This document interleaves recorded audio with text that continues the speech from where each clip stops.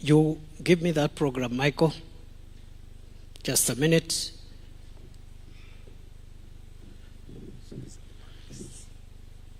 Where will they sit? They will come here. So, Your Excellency, sorry if I've spoken for long. You know, in your presence, my speech should be short. But I speak for long when I'm doing my own events. I'm sorry about that. I will call the following panelists who represent various shades of representation. The first one is our sister, my colleague in the profession, the Honorable Lady Justice Njoki Ndung'u, Judge of the Supreme Court, to represent the judiciary. Welcome, Justice Njoki. A very, very prominent player in the process, the 20 years of the constitution-making process. Welcome, Judge.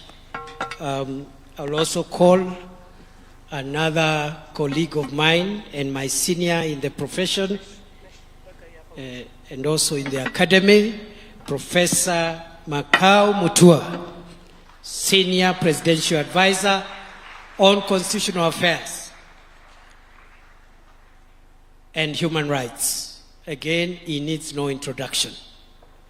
I will also call my brother again and my colleague, the Honorable Dr. Otiende Amolo, Senior Counsel, Member of Parliament for Arienda,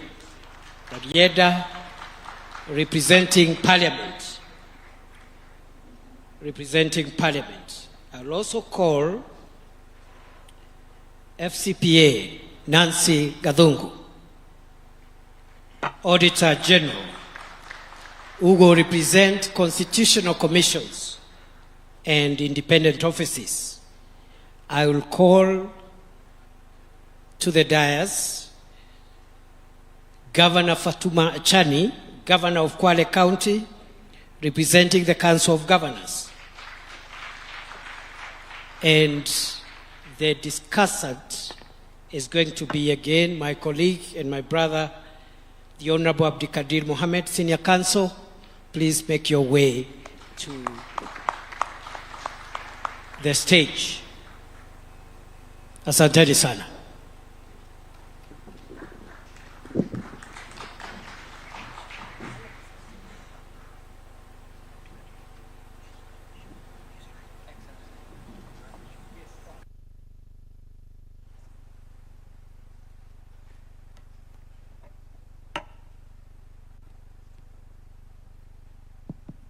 Thank you, Your Excellency. I think we'll go straight into it. Your Excellency, the President, distinguished ladies and gentlemen, our hope is that we're going to have a fairly open, transparent discussion on the achievements and the challenges our Katiba has faced 15 years down the line. For a long time, we have referred to the Katiba as the new constitution. I think the population mean in the country is about 19 years. The Katiba is 15 years old. I think it's fair to say that a majority of Kenyans have lived with this constitution. So they are born after the promulgation of the Katiba. And the Katiba over the last few days has had quite a bit of discussion, Your Excellency, because of your gesture to honor this day going forward. And I wish to thank you sincerely, Your Excellency, for that gesture, because constitutions are ideas, and ideas require ceremony, ideas require norms to take hold. And for our constitutionalism to take hold, we need this celebration. So I want to thank you most sincerely. You get criticized a lot for a lot of things. We must celebrate when you do great things, and this is indeed a great and wonderful thing. The gentlemen and ladies up here are experts, as His Excellency the Deputy President said, on the matters they're going to talk about. They represent the organizations we have talked about. As we discuss, I'm going to be throwing one or two questions at them. If you have seen the discussion over the last 1 week, many Kenyans have strong views about our Katiba. Quite a number of them will tell you what they think are the hits as far as the Constitution is concerned, and what they think are the challenges, including on the organizations and institutions. If you ask the average Kenyan, they will have a positive view about devolution, for example. And devolution is represented by Her Excellency, the governor here. And they'll have a positive view, generally speaking, about the judiciary. They might not have a similar view about our parliament. And we said we're going to be transparent, so we're going to be asking the Honorable Senior Counsel about the challenges that Parliament might have faced in implementing the Constitution. So I'm going to start at the very fine. The Supreme Court judge was a member of the Committee of Experts, Your Excellency, and the Deputy President said there were many who took part in the process of constitution making. I'm happy to note that you, Your Excellency, were a member of the Parliamentary Select Committee, and so was your Prime Cabinet Secretary. And of course, our former Prime Minister was a key player in the process. But on this side, we have the Senior Counsel on that end, who was a member of the Committee of Experts, and Her Ladyship, the Supreme Court Judge, who was also a member of the Committee of Experts. Those are the two organs that really process the Katiba in terms of the review process. So I'm going to ask Justice Njoki, who was a former parliamentarian, who is a lawyer of much repute, and who, during her time, championed quite a bit of the Bill of Rights. What she thinks really the Constitution has delivered for the judiciary, to the point where Kenyans think the judiciary ought to be celebrated. Justice Njoki.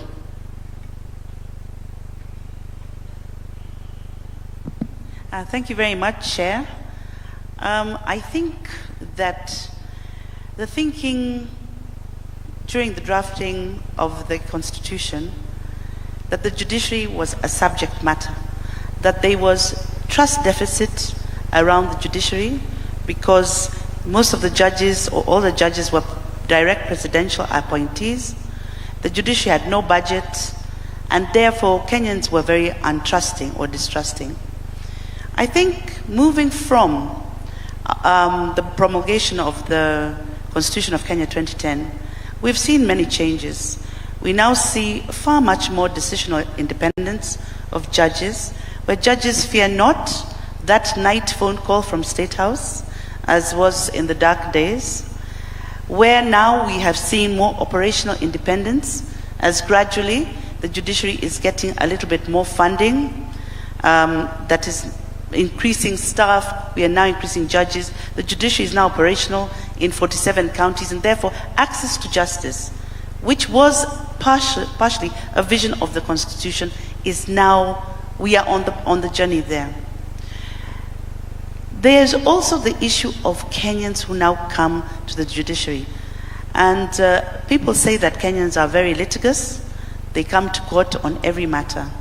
I think that it should be celebrated. There was a time before the Constitution of 2010 when not all Kenyans could come to court. There was the issue, what we call formally in the legal language, of locus standi. But now, any Kenyan can come on any issue, and they are doing so. And therefore, I do believe that the Constitution is working, and the judiciary too. Thank you very much. A round of applause for her, but I'll still be with her.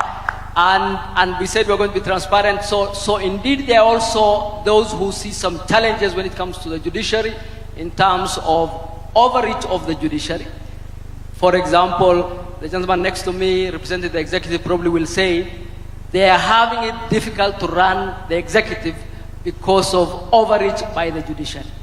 There are those who would say that the judiciary has independence, it cannot be touched by any outside party, yet the judiciary shields its officers from accountability. What would be the remarks from the Lady Justice? And I understand you are a sitting judge and your remarks will be circumscribed. I think that the Constitution is very clear in Article 10, where all the national values bind all state officers, those who work in the executive, those who are in parliament and in the judiciary, that we must follow the rule of law, that there must be transparency, accountability, we must allow participation of the people. Therefore, it is the duty of the judiciary to be the guardian of the Constitution and to defend where any arm of government does not follow the Constitution, that cannot be judicial overreach. That can only be fidelity to the Constitution. There are many challenges, of course.